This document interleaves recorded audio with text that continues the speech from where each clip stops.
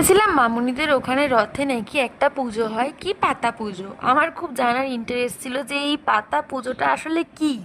গিয়ে যা দেখলাম যে নারায়ণের সামনে যজ্ঞ করে পুজো হয় আর বাড়ির সব মহিলারা মিলে এই পুজোটা করে, আমার সেটা খুবই ভালো লেগেছিল। বাড়ির না, অ্যাকচুয়ালি পাড়ার সব মহিলারা মিলে নিজেদের সংসারের থেকে টাকা জমিয়ে জমিয়ে একদিন এই পুজোটা করে আর সবাই মিলে রান্না বান্না করে খাওয়া দাওয়া করে। তো আমি দেখতে গেছিলাম এই পুজোটায় মেনলি হয়টা কি। তো যা দেখলাম যে সবাই কাঁঠাল গাছের পাতা মাথায় কুলোর মধ্যে করে নিয়ে 7 পা ঘুরে দেন জলের মধ্যে সেটাকে ভাসিয়ে দিল। তো তোমরা যদি কেউ জেনে থাকো আসলে এই পাতা পুজোটা কি, আমাকে নিশ্চয়ই জানিও কমেন্টে।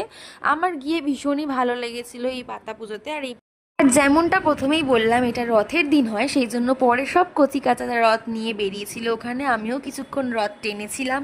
তো তারপরে সন্ধ্যেবেলা দাদু আমাকে আর স্নিগ্ধাকে নিয়ে একটু রথের মেলায় গেছিলো, কারণ আমি প্রথমবার কল্যাণীতে গেছি। আর দেখো কত ভিড় ছিল ওখানে। তো যেহেতু রথের দিন গেছিলাম একদম, তো সেই জন্য রথের মেলায় এতটা ভিড় ছিল। ফার্স্টে গিয়ে জগন্নাথ দর্শন করেছিলাম, দেন মেলা কিছুক্ষণ ঘুরে একটু ঘুগনি আর পাঁপড় ভাজা খেয়ে বাড়ি চলে এসেছিলাম।